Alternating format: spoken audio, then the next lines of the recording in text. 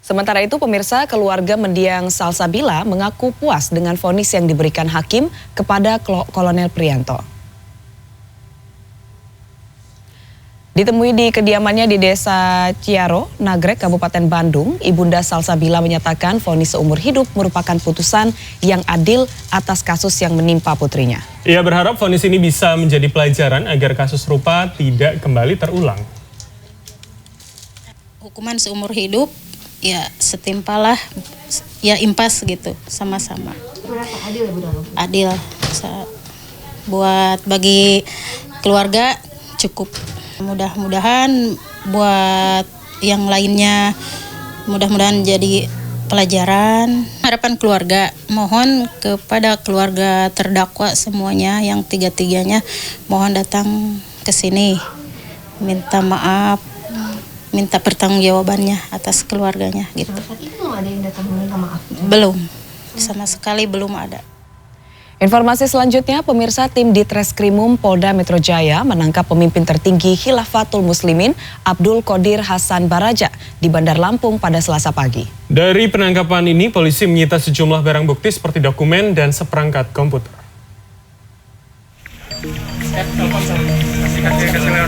Pemimpin tertinggi Khilafatul Muslimin Abdul Qodir Hasan Baraja ditangkap oleh anggota Ditreskrimum Polda Metro Jaya saat berada di sepeda motornya di Jalan WR Supratman, Teluk Betung, Bandar Lampung, Selasa sekitar pukul 6.10 pagi.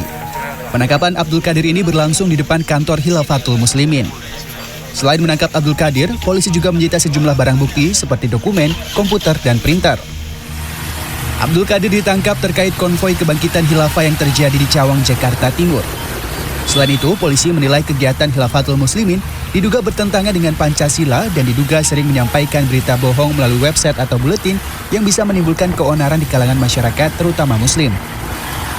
Apa yang disampaikan oleh mereka selama ini bahwa mereka mendukung NKRI dan Pancasila dalam faktanya kegiatannya ini justru bertentangan. Kemudian yang kedua, penindakan kami tidak semata-mata terhadap personnya, bukan terhadap orangnya saja, tetapi organisasinya. Dari catatan kepolisian, Abdul Qodir merupakan mantan napi terorisme. Abdul Qodir 2 kali menjalani hukuman terkait terorisme, yakni selama 3 tahun pada tahun 1979 terkait teror Warman, dan kedua tahun 1985 selama 13 tahun. Setelah menjalani pemeriksaan awal, Abdul Qodir Hasan Baraja langsung dibawa ke Jakarta bersama barang buktinya. Sugianto, Andi Surahman, Lampung. Sebelumnya, pimpinan tertinggi Khilafatul Muslimin Abdul Qodir Hasan Baraja resmi menjadi tersangka dalam kasus tindak pidana pelanggaran Undang-Undang Organisasi Massa yang bertentangan dengan Pancasila.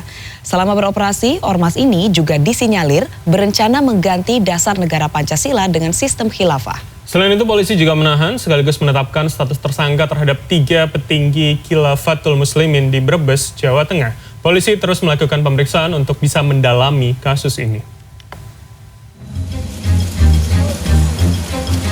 Pimpinan tertinggi Ormas Khilafatul Muslimin Abdul Qodir Hasan Baraja tiba di Polda Metro Jaya Selasa sore.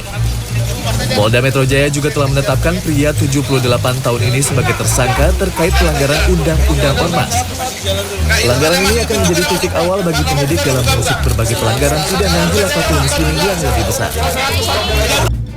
Dari hasil penyelidikan, ormas yang berdiri sejak 1997 ini kerap mengajak masyarakat untuk mengubah ideologi negara Pancasila dengan sistem khilafah.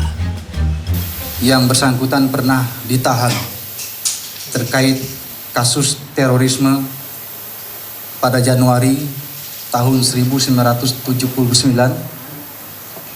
dan pengeboman Candi Borobudur pada tahun 1985 serta memiliki kedekatan dengan kelompok radikal.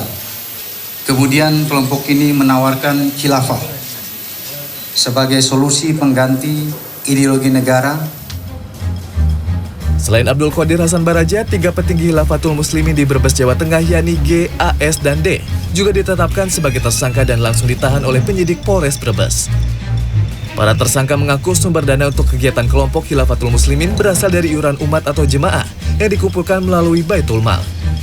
Dana itu kemudian digunakan untuk biaya operasional dan dakwah termasuk perekrutan warga. Selain itu, tersangka mengungkapkan rekrutmen anggota dilakukan melalui masjid atau majelis taklim dan penyebaran maklumat dengan cara konvoi. AKBP Faisal Febrianto, Kepala Polres Brebes menyebut tidak tertutup kemungkinan akan adanya tersangka baru dalam kasus ini.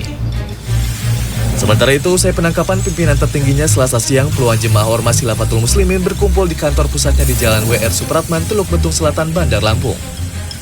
Mereka melarang orang tidak dikenal memasuki kantor Khilafatul Muslimin dan hanya membukakan pintu bagi sesama jemaah yang baru datang. Para jemaah menilai penangkapan Abdul Qodir dilakukan tanpa alasan yang jelas. Terlebih lagi, Abdul Qodir ditangkap usai menjalankan sholat subuh. Nggak mungkin lah Om, nggak mungkin, mereka yang kuasa. Bayangkan orang sholat ditangkap, kalau nggak orang zolim nggak seperti itu, nggak jelas. Penangkapan Abdul Qodir Baraja juga disesalkan oleh jemaah Khilafatul Muslimin Surabaya Raya yang berpusat di Jalan Gadelsari, Madia Tanda, Surabaya. Seluruh jemaah berharap Polri segera membebaskan Abdul Qodir Hasan Baraja karena menurutnya Khilafatul Muslimin bukanlah organisasi radikal, melainkan hanya menyampaikan tentang hukum berkhilafah dalam Islam dan bukan mengajak warga untuk berbayat dalam sebuah pemerintahan Islam.